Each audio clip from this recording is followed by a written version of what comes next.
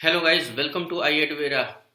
हम लोग पिछले वीडियो में बात किए थे श्रीलंका की समस्या के ऊपर। इस वीडियो में हम लोग बात करने जा रहे हैं श्रीलंका में जो समस्या है, क्या उसे सुधारा जा सकता है, क्या उसके जो है ऋण जाल से निकला जा सकता है। इन सी चीज़ों पे भी हम आज चर्चा करने जा रहे हैं। तो आज हमारा जो चर्चा करने का, आज जो डिस्कशन करने का टॉपिक होगा वो होगा export import in Sri Lanka and what are the facility rate of RBI of Reserve Bank of India, और साथ ही साथ इन्फ्लेशन पर भी बात होगी। यहां पर दो चीजें समझने वाली है। जो श्रीलंका रिजर्व बैंक है उसका रेट इस समय क्या चल रहा है, यानी एसडीएफआर और एसएलएफआर रेट में कितने बेसिस पॉइंट का अंतर है, और ये सारी चीजें क्या हैं, कैसे इन्फ्लेशन पर ये कंट्रोल कर सकता है या नहीं कर सकता है। फिलहाल पहले हम लोग शुरुआत करते हैं श्रीलंका के एक्सपोर्ट और इंपोर्ट के बारे में।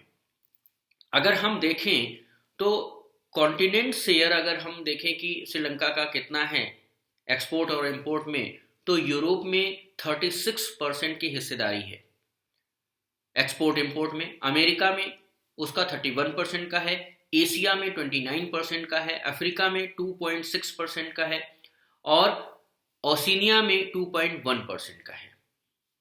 इस तरह से इनका जो है एक्सपेंशन है एक्सपोर्ट और इंपोर्ट का।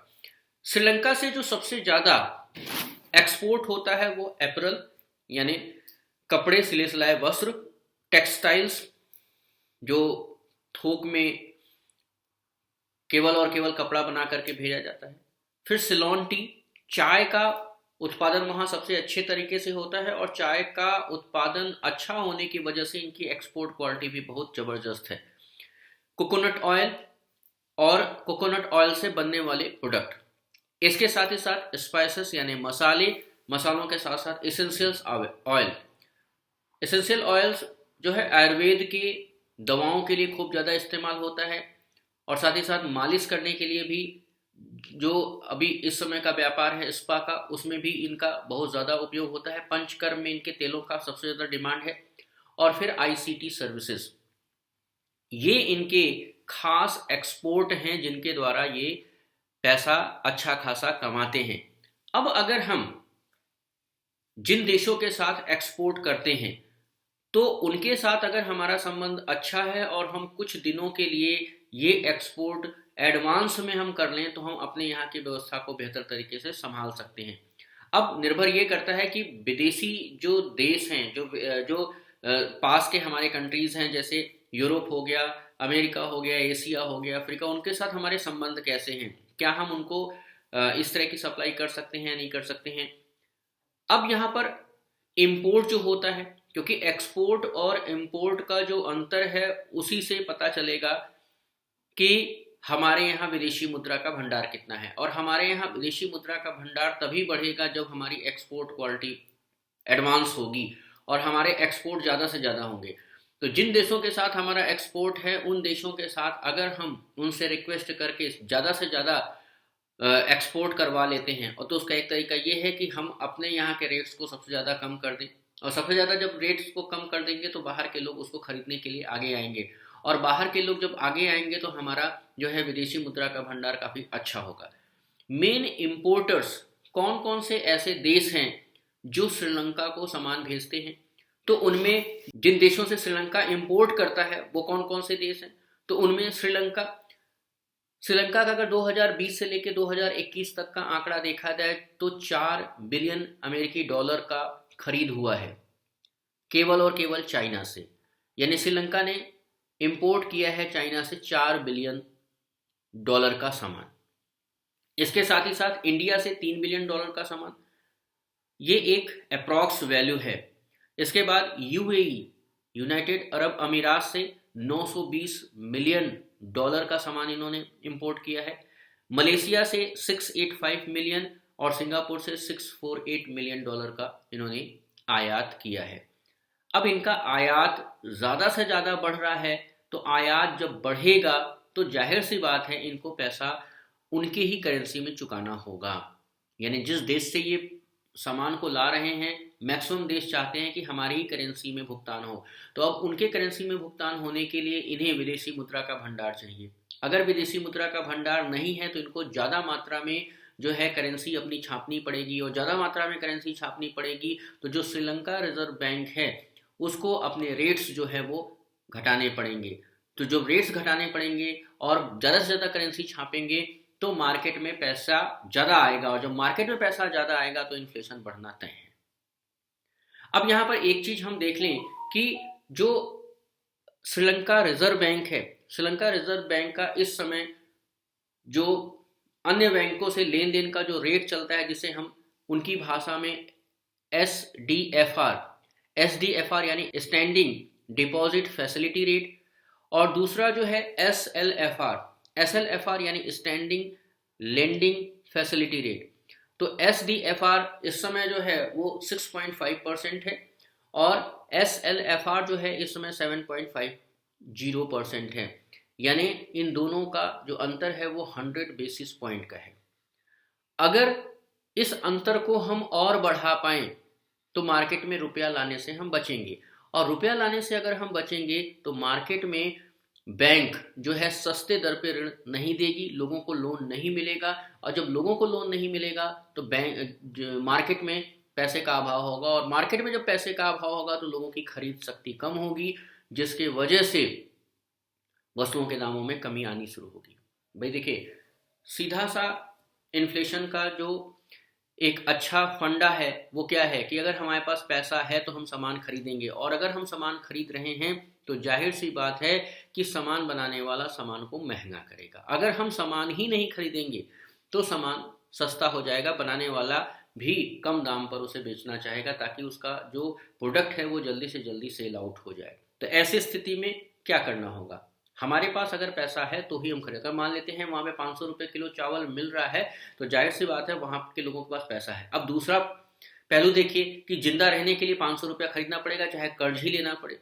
अब ऐसी स्थिति में क्या हो सकता है कि जो इम्पोर्टर्स कंट्री हैं, इम्पोर्टर्स कंट्री को ये अपना स्थिति बता करके इन चीज़ों के लिए तैयार कर लें कि वो सस्ते सामान को हमारे देशों में भेजें कुछ समय के लिए, और बाकी समय के लिए वो उनको किस में कन्वर्ट कर सकते हैं, एक्सपोर्ट में। यानी अगर मान लेते हैं भारत की बात करें, अगर भारत श्रीलंका को चावल जो है वो एक्सपोर्ट कर दे और बदले में वहां से जो है कोकोनट ऑयल इंपोर्ट कर ले तो वहां पर कुछ समस्या का हल हो सकता है, और साथ ही साथ स्पाइसेस और एसेंशियल ऑयल भी अगर वो श्रीलंका से इंपोर्ट करे तो, और बदले में यहाँ पर चावल वो एक्सपोर्ट कर दे तो, और जो बीच का मार्जिन है उस बीच के मार्जिन को वो आपस में समझ ले, तो ऐसी स्थिति उत्पन्न करके वहां की समस्या को हल किया जा सकता है। कम से कम लोगों को भूखमरी से बचाया जा सकता है। एसेंशियल जितने भी प्रोडक्ट हैं, जो खाने पीने के सामान हैं, उसको महंगाई से बचाने के लिए श्रीलंका इस तरह की उपाय कर सकती है। और जो वहाँ का आरबीआई है यानी जो रिजर्व बैंक ऑफ इंडिया है, Sri Lanka reserve Bank of India है, वो अपने एसडीएफआर और एसएलएफआर रेट में गैप थोड़ा ज़्यादा बेसिस पॉइंट का बढ़ा दे। ज़्यादा बेसिस पॉइंट का बढ़ाएगा तो जाहिर सी बात है कि जो बैंक होंगे वो आगे सस्ते दर पर ऋण नहीं देंगे, और जब सस्ते दर पर ऋण नहीं देंगे तो प्रोडक्शन कम होगा, और जब प्रोडक्शन कम होगा तो एक क्षण के लिए आप मानिए कि इन्फ्लेशन बहुत तेजी से बढ़ेगा, क्योंकि प्रोडक्शन अगर कम है तो समझिए कि रेट हाई होगा।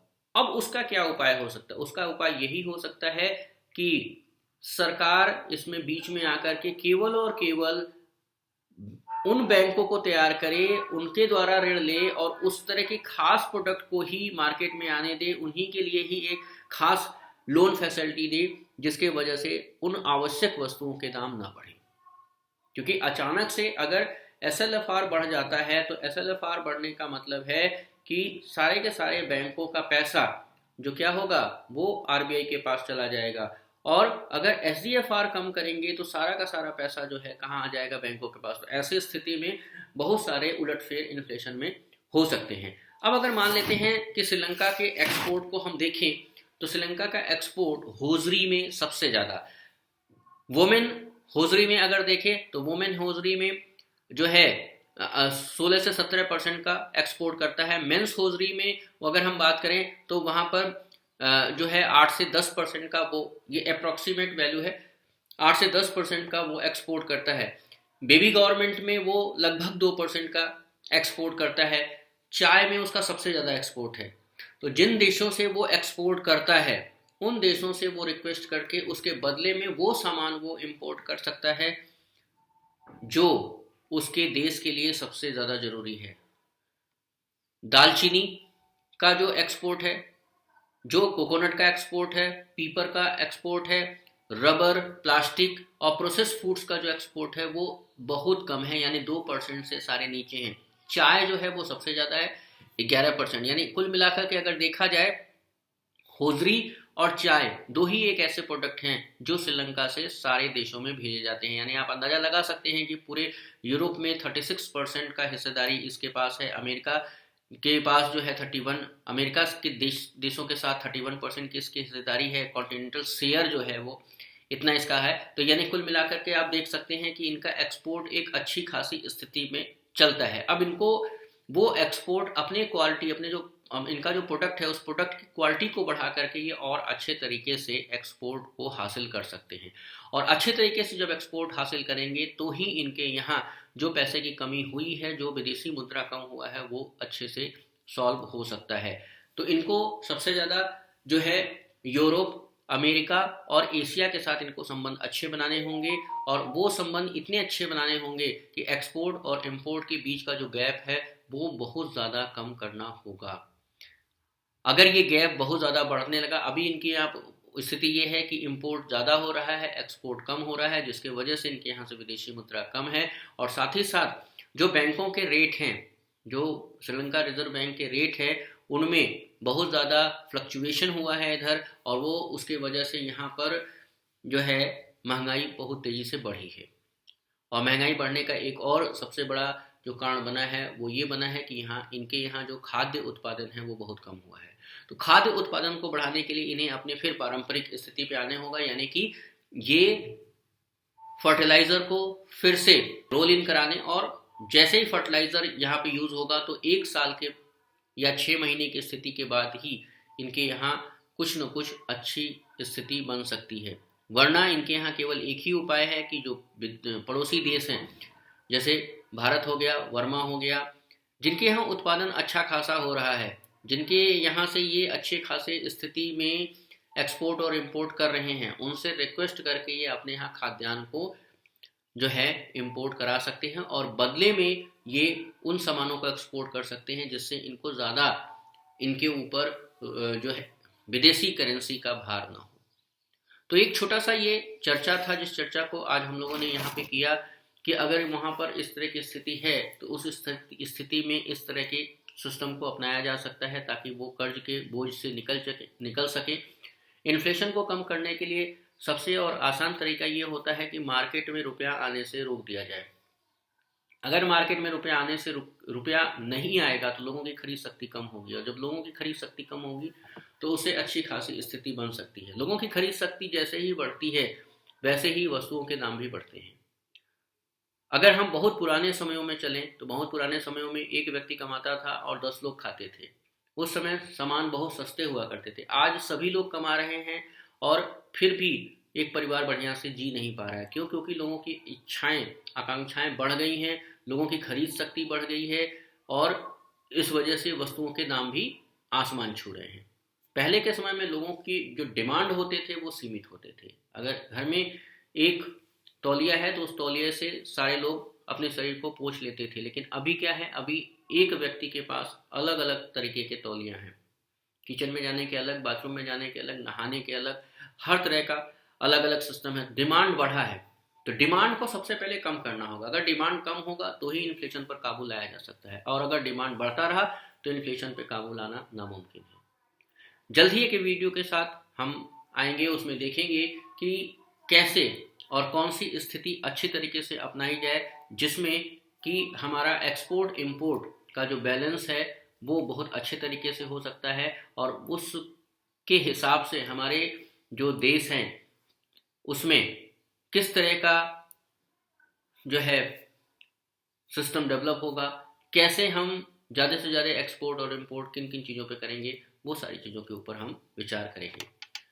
तो ये वीडियो कैसा लगा नीचे कमेंट बॉक्स में ज़रूर लिखिएगा और साथ ही साथ इसे शेयर भी करिएगा। Thank you.